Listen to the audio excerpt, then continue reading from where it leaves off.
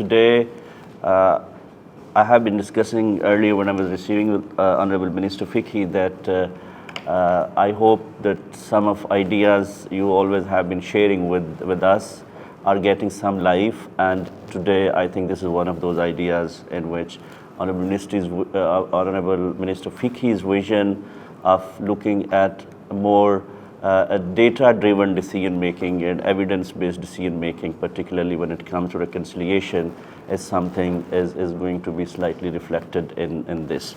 I thank Honorable Minister and Honorable Deputy Mayor, Mr. 𝐃𝒂𝒂, for taking lead and taking time today to be with the participants here.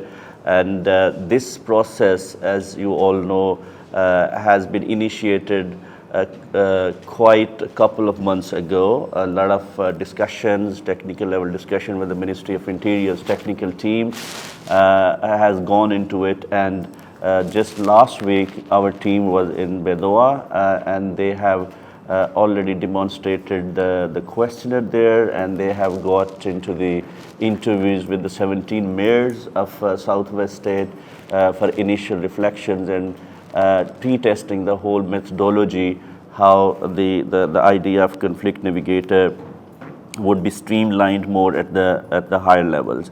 Honorable Minister and Honorable Deputy Mayor, just for your background, the fundamental objective of this whole exercise is, which is being called Somali Conflict Navigator, to primarily have a more scientific methodology to map the conflicts, not only the surface of the conflicts, but the structural drivers of the conflicts. The reason, in a way, based on the reflections of the initial thoughts we see, is that perhaps conflict sometimes is a symptom of something else. So it's not necessarily the major pathological reason.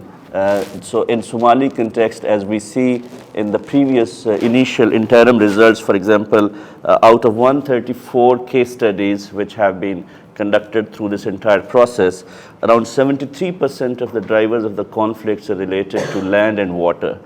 That means that it's not the identity, perhaps, it's not the per se the clan identity issue which is being generally presented as a handy and easy and lazy analysis, that perhaps we are driven more from the clan identity triggers which are leading to the communal conflicts. Rather, the data tells that these are very material, reformable and manageable structural reasons which are creating conflicts. For example, if the most of the conflicts are being triggered by these key factors, that means the Honorable Minister and the government needs to sit together and to reflect on basically developing a policy response to basically to address these questions or the drivers of the conflict which are more related to land and water.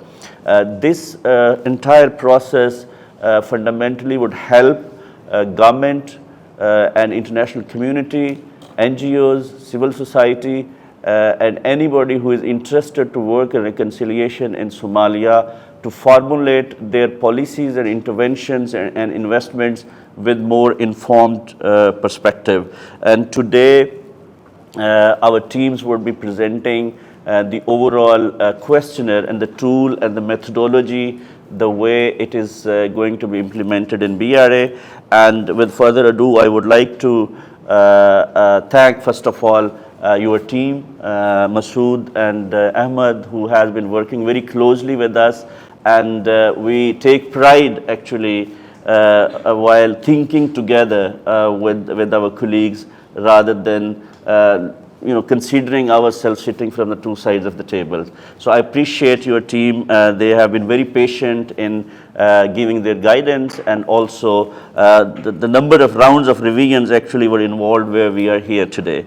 And from Ministry of Interior, Honorable Minister, always with our dynamic leadership in the farm of Faduma, she always remains available for her technical input and for more from the administrative perspective. So we really acknowledge her tireless efforts in this.